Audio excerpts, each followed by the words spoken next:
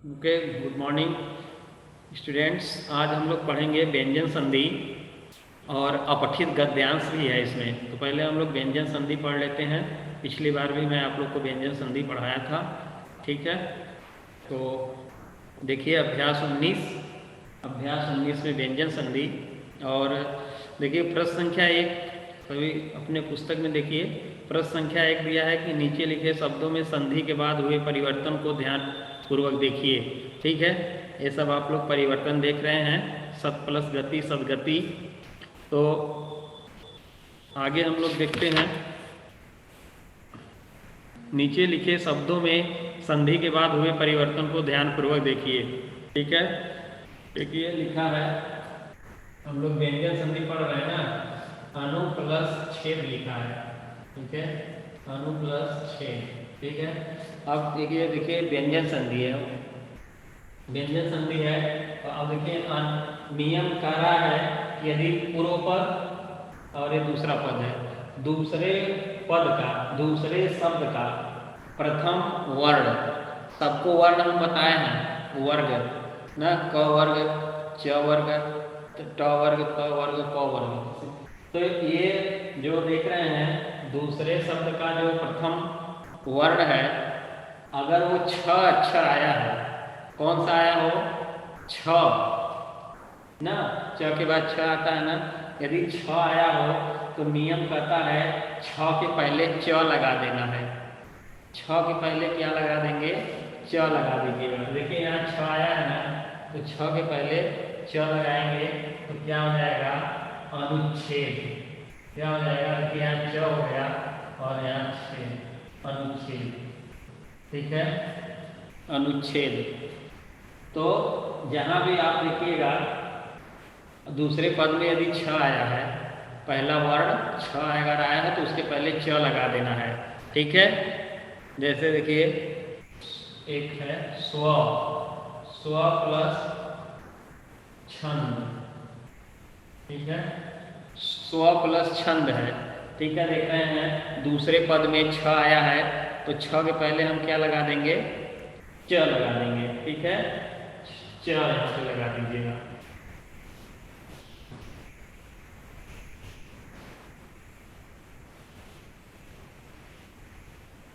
Okay, तो यहाँ पे क्या हो जाएगा, स्वच्छंद, स्वच्छंद, ठीक है, स्वच्छंद।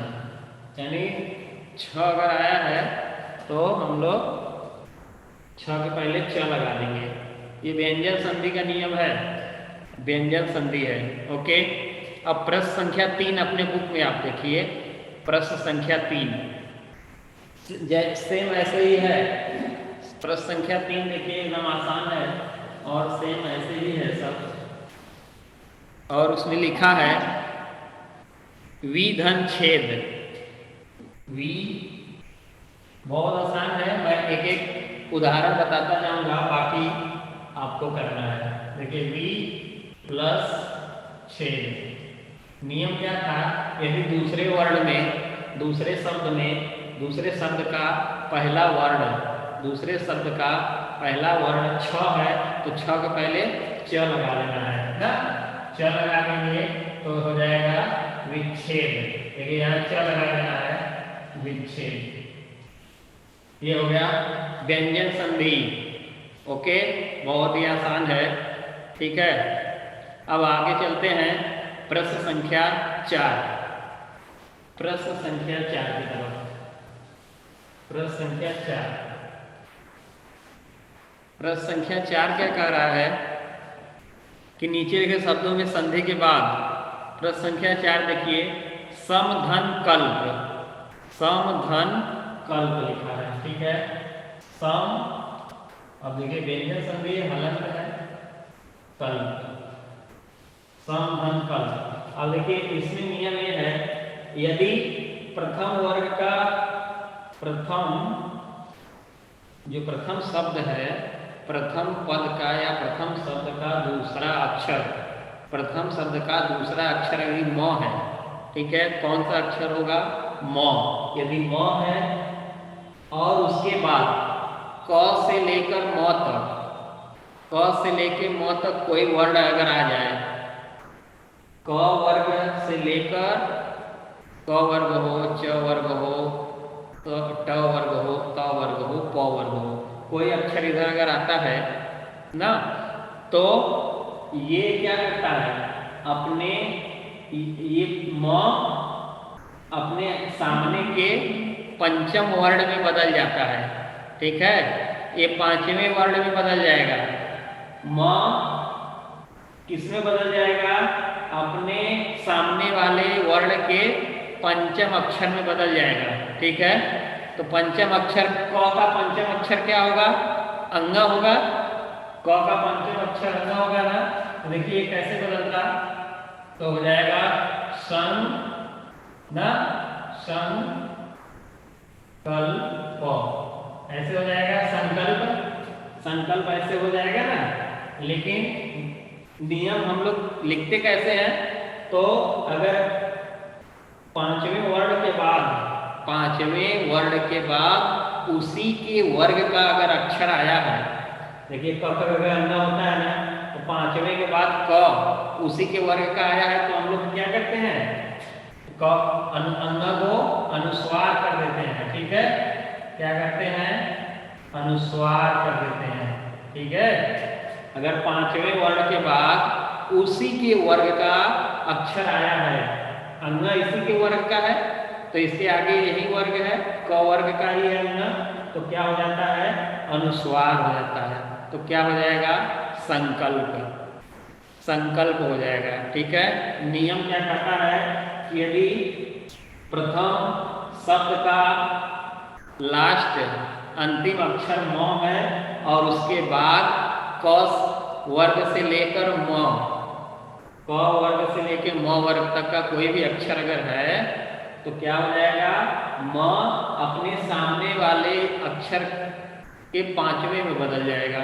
ठीक है, यानी इसके सामने वाला अक्षर किसमें बदल जाएगा, पंचमाक्षर में बदल जाएगा। पांचवा अक्षर सबको हम वर्ग बता चुके हैं। जिसको भाई व्यंजन संधि पढ़ना है उसको व्यंजन पहले 52 वर्ण होते हैं, 33 व्यंजन सब लोग याद कर लीजिए। व्यंजन संधि पढ़ने के लिए पूरा व्यंजन आपको आना चाहिए। ठीक है, तो देखिए हो गया। अब आगे देखते हैं, एक उदाहरण और लेते हैं। देखिए सम धन तोष। ठीक है, सम प्लस तोष। देखिए इसको हिंदी में धन का, धन है हिंदी में धन कहते हैं ना, प्लस इंग्लिश में सम धन तोष। ठीक है, सम धन तोष। ओके, अब देखिए यहाँ म है, नियम था यदि प्रथम शब्द का दूसरा अक्षर म आ जाए और उसके बाद क से लेकर म तक, क वर्ग से लेकर म वर्ग तक का कोई भी, प वर्ग तक का, क से लेकर प वर्ग तक का कोई भी अक्षर अगर आता है, तो ये अपने सामने वाले यानी म के सामने वाला अक्षर किसमें बदल जाएगा, अपने पांचवें अक्षर में बदल जाएगा। तो देखिए यहाँ म है, यहाँ त है, तो त किसमें बदल जाएगा, पांचवें अक्षर में बदलेगा, तो क्या हो जाएगा, संतोष। ठीक है, लेकिन नियम और क्या है, यदि ये पांचवा अक्षर के बाद उसी के वर्ग का अक्षर है, देखिए न इसी के वर्ग का है ना, तो पांचवें अक्षर के बाद उसी के वर्ग का अक्षर है, तो न किसमें बदल जाएगा, अनुस्वार में, अनुस्वार में बदलेगा ना, तो क्या लिखेंगे हम लोग, संतोष। ओके, सबको समझ में आ गया। ठीक है, इस तरह से आपको बनाना है।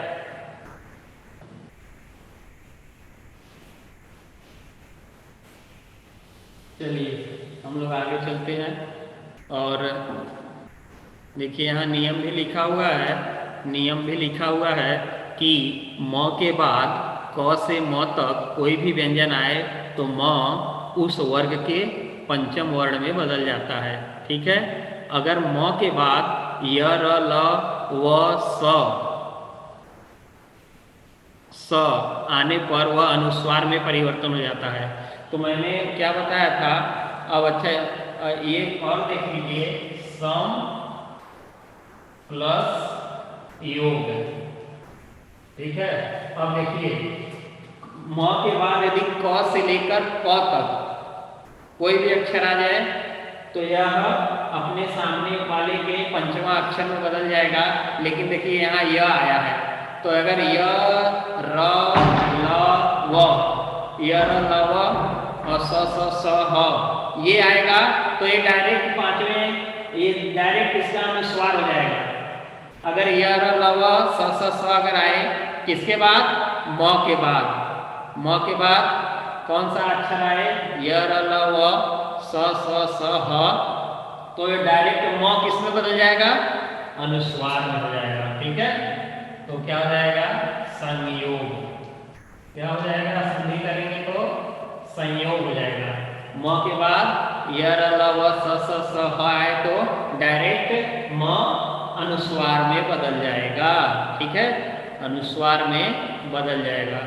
ओके, चलिए अब देखिए प्रश्न संख्या 5 देखिए, प्रश्न संख्या 5 क्या कह रहा है, वही नियम है कि सम धन घात, ठीक है, अहंकार है। देखिए अहंकार है तो अहम प्लस कार, ठीक है, अहम प्लस कार। देखिए म आया है, म आया, म के बाद देखिए क आया है ना, तो क अपने वर्ग के पांचवें अक्षर में बदल जाएगा, ठीक है, ठीक है, बदल जाएगा कि नहीं बदलेगा। देखिए क्या हो जाएगा तब, अहन, देखिए अहंकार, ठीक है। देखिए पांचवें अक्षर में बदल गया। नियम क्या था कि अगर पंचम अक्षर के बाद उसी वर्ग का अक्षर है तो अंगा अनुस्वार में हो जाएगा, ठीक है। तो अंगा देखिए यहाँ क्या हो जाता है, ये अनुस्वार हो जाएगा, अहंकार।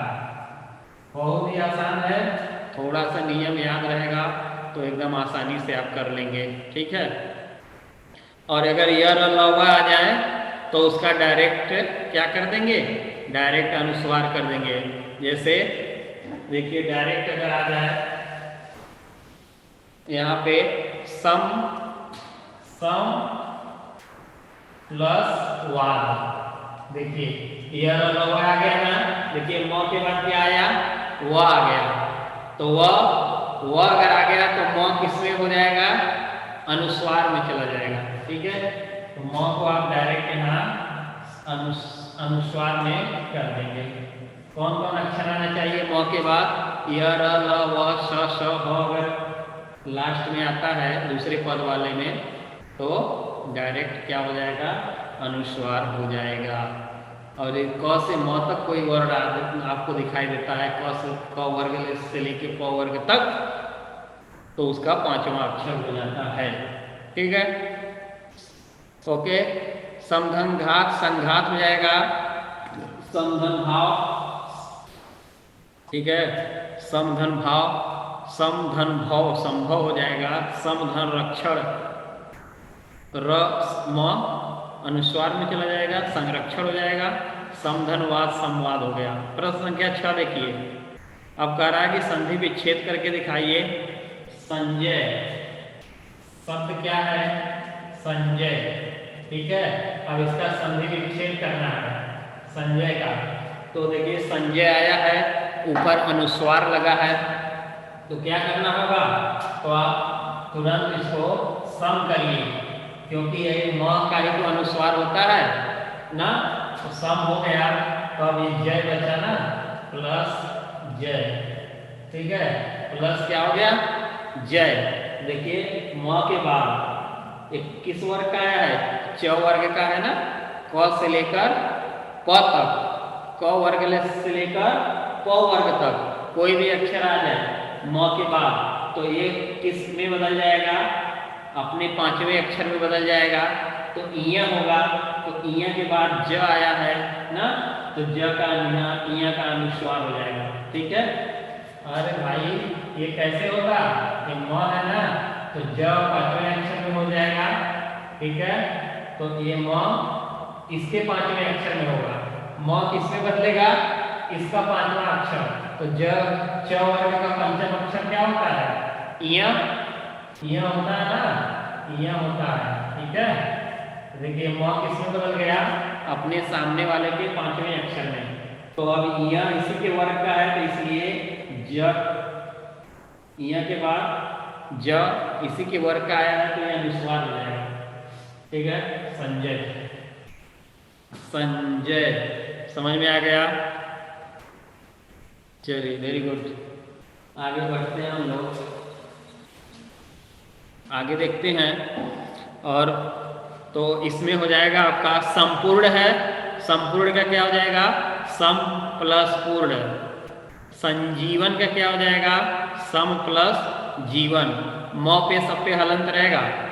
ठीक है, क्योंकि व्यंजन संधि है ना, तो म पे हलंत कर दीजिएगा। और संसार है। ठीक है, संसार का देख लीजिए। संसार का कैसे करेंगे?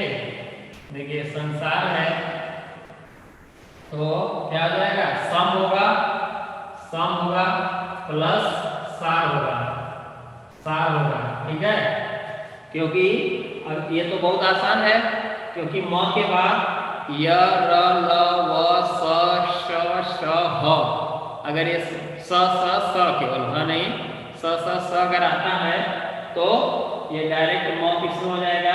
अनुस्वार में। ठीक है, तो संसार का अगर संधि विच्छेद करने के लिए आए, पहले अगर संसार शब्द आ जाए और उसमें पूछे कौन सा संधि है, तो आप बताइएगा व्यंजन संधि है।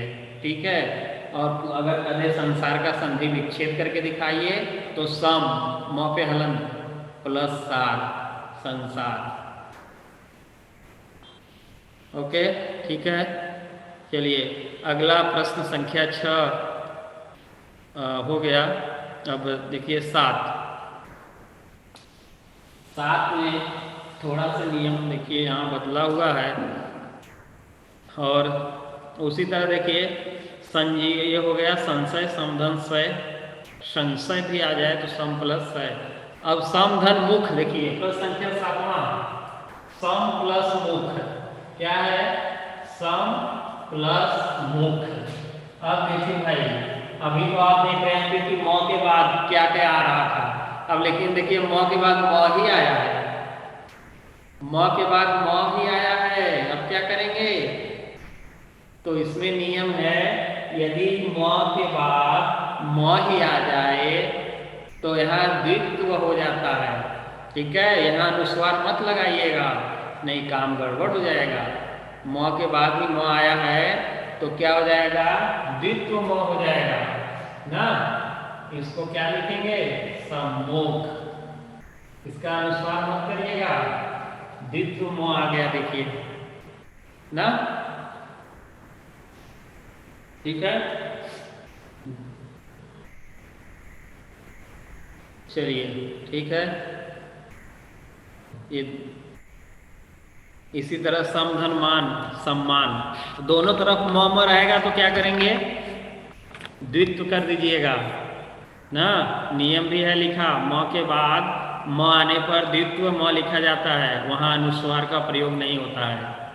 बाकी में अनुस्वार का प्रयोग करिएगा म के बाद अगर आता है तो, लेकिन जब म के बाद म ही आए तो वहां अनुस्वार का प्रयोग नहीं करना है, द्वित्व कर देना है।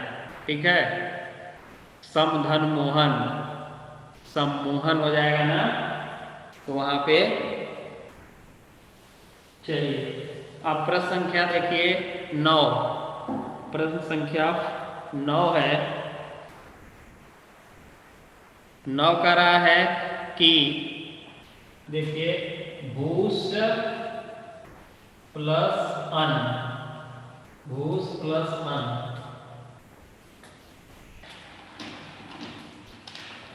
9 क्या कह रहा है? यदि री र स, री र स के बाद न अगर आता है तो न को अड़ में बदल दिया जाता है। ठीक है, यदि री र स के बाद न हो, इनके बीच में कोई स्वर हो, देखिए न के बाद स्वर है ना बीच में, बीच में कोई स्वर हो, क वर्ग और प वर्ग का कोई वर्ण हो, क ख ग घ अंग का कोई वर्ग हो, या प फ ब भ म का कोई वर्ण हो, या य व ह हो, तो न को अड़ में बदल दिया जाता है। ये न किस में बदल जाएगा? अड़ में बदल जाएगा। तो क्या हो जाएगा? भूषण। ठीक है, देखिए न अड़ में बदल गया, भूषण। देखिए बीच में स्वर भी आया है। ठीक है, नियम थोड़ा सा याद करना होगा आप लोग को, तो इसको आप लोग देख लीजिएगा। त्रिस धन ना। ओके, अब देखिए एक और देखिए, देखिए त्रिस है प्लस ना है। देखिए ना, री र स के बाद क्या आ जाए? न आ जाए ना। न देखिए आया है, न आया है। ठीक है, तो यहाँ पर क्या हो जाएगा? ये न अड़ में हो जाएगा। ठीक है, न किस में बदल जाएगा? न जो है अड़ में बदल जाएगा। तो क्या हो जाएगा? त्रिशरा। ठीक है, त्रिशरा हो जाएगा, त्रिशरा। ओके, चलिए ऐसे ही सोच सब। ठीक है, प्रधनमान। प्रधनमान है, देखिए प्र है, मान है ना, मान है। तो देखिए क्या बोला गया था? यदि री र स हो, या क वर्ग हो या प वर्ग हो। देखिए तो म किसमें का आया है? प वर्ग का अक्षर है कि नहीं है? प प ब भ म, तो म है, म आया है, इसलिए न किसमें बदल जाएगा? अड़ में बदल जाएगा। तो क्या हो जाएगा? प्रमाण। प्रमाण शब्द दे दिया परीक्षा में और कहेगा इसका संधि विच्छेद करिए, तो क्या करेंगे? प्रधन मान, प्रमाण। ठीक है, चलिए अब प्रश्न संख्या आगे देखिए 12। प्रश्न संख्या 12 है और कह रहा है इसमें कि यदि पूर्व पद का अंतिम वर्ण कोई स्वर हो, पूर्व पद का अंतिम वर्ण कोई स्वर हो और उत्तर पद में स हो, तो स का श हो जाता है। ठीक है, ठीक है, स का स हो जाता है। जैसे निधन से, नी धन से। ठीक है, ये देखिए निधन से। यदि पूर्व पद का, देखिए पूर्व पद है, नी हो और उत्तर पद में क्या हो? स हो। देखिए उत्तर पद में स आया ना, तो ये स मूर्धन्य स में बदल जाता है। ठीक है, मूर्धन्य स में बदल जाता है। पूर्व पद में अंतिम वर्ण कोई स्वर हो, देखिए यहाँ नी है, ई स्वर है। ठीक है, तो ये स किसमें बदल जाएगा? मूर्धन्य स में, निषेध हो जाएगा। ओके, निषेध। वैसे ही परिधन सद है, तो स किसमें बदल जाएगा? मूर्धन्य स में, परिषद। सुधन सुक्त है, तो यहाँ पर सु, दूसरा पद का सु किसमें बदल जाएगा? मूर्धन्य स में, सुषुप्त हो जाएगा। कैसे हो जाएगा? देखिए यहाँ सुधन, सु प्लस सुक्त है, सुक्त है। ठीक है, तो यहाँ देखिए सु है, तो सु किसमें बदल जाएगा? मूर्धन्य स में। ओके, सुसुप्त हो जाएगा, सुसुप्त हो जाएगा। ठीक है, चलिए ये था आपका व्यंजन संधि।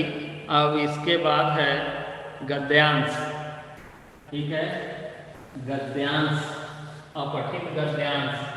क्या है ये? अपठित, अपठित गद्यांश। अपठित गद्यांश के बारे में भी जान लीजिए। अपठित गद्यांश भी आता है आप लोग के पढ़ने के लिए, प्रश्न तो उससे भी पूछा जाता है। तो गद्यांश क्या है? गद्य का अंश। ठीक है, गद्यांश क्या होता है? किसी कहानी हो या कोई उपन्यास हो, उसका एक छोटा सा अंश दे दिया जाता है और उसमें से आपको लिखना होता है, प्रश्न का जवाब देना होता है। ठीक है, तो अपठित का मतलब क्या है? जो आप पढ़े नहीं हैं, आप पढ़े नहीं रहेंगे उसको, आपके पाठ्यक्रम, आपके पाठ्य पुस्तक में वो नहीं दिया रहेगा, कहीं से भी कहानी से, कोई उपन्यास से उसको उठा कर दे दिया जाएगा, किसी निबंध से ना, तो उसमें से आपको उसके भाव के अनुसार प्रश्नों का उत्तर देना होता है। ठीक है, इसमें प्रश्न संख्या 13 में देखिए एक गद्यांश दिया है। प्रश्न संख्या 13 में एक गद्यांश दिया है। ठीक है, कि सही समय पर, ओके,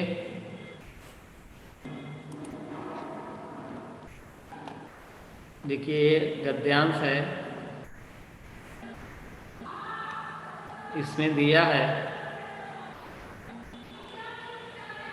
यहाँ पे देखिए, सही समय पर सही चुनाव न करने वाला व्यक्ति जीवन के प्रत्येक क्षेत्र में बुरी तरह असफल हो जाता है। ठीक है भाई, चुनाव सही समय पे सही करना चाहिए ना, असफल हो जाता है। ओके, तो यहाँ पे आपको इस गद्य को पढ़ना होता है और गद्य को पढ़ करके आपको सही उत्तर भाव के अनुसार, ठीक है, जो भाव प्रश्न का है उसी के अनुसार आपको सही उत्तर देना होता है। ठीक है, देखिए यह सोच समझकर तय करें कि हमें किस समय उठना है और किस समय सोना है, हमें क्या, कितना और कब।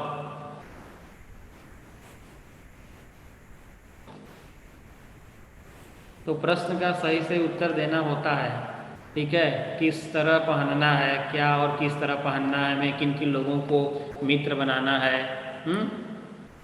और किन से थोड़ी दूरी बना के रखनी है। देखिए यहाँ प्रश्न दिया है कि कैसे लोग जीवन को सफल नहीं बना पाते और क्यों। तो जो लोग जीवन में सही चुनाव नहीं करते हैं वे असफल हो जाते हैं, क्योंकि वे जीवन को बस क्या करते हैं, जीते हैं। ठीक चुनाव न करने वाले व्यक्ति की तुलना पेटू व्यक्ति से क्यों की गई है? तो ये सब प्रश्न आपके उसी गद्यांश से ही मिल जाएंगे। ठीक है, तो गद्यांश को पहले आप क्या करेंगे, 2 बार 3 बार पढ़ लीजिएगा। 2-3 बार पढ़ने के बाद जो प्रश्न दिया है उसी भाव के अनुसार आपको वहाँ लिखना है। तो क्योंकि पेटू व्यक्ति बिना सोचे समझे, ठीक है, अनाप शनाप चीज़ें खाता जाता है और अपना स्वास्थ्य खराब कर लेता है। ठीक है, ठीक दिनचर्या के लिए क्या क्या सावधानियां आवश्यक है? तो आपकी दिनचर्या ठीक हो इसके लिए हमें सही समय पर उठना, सोना, है ना, कब, कहाँ, क्या और कितना करना है इसका भी ध्यान रखना जरूरी है। मित्र बनाने में हमें क्या सावधानी रखनी चाहिए? तो हमें मित्र उन्हें ही बनाना चाहिए जो हमारे दुख में हमारे साथ रहें और हमारे उन्नति में हमारे सच्चे सहायक हों। जीवन का सफल कलाकार किसे कहा गया है? तो जीवन का सफल कलाकार उसे कहा गया है जो अपने काम में सावधानीपूर्वक चुनाव करता है। ठीक है, तो इस तरह आपको इसको करना है। तो आज के लिए प्यारे बच्चों बस इतना ही, और नेक्स्ट दिन, अगले दिन हम लोग नए पाठ के साथ फिर उपस्थित होंगे। ओके, आज के लिए बस इतना ही।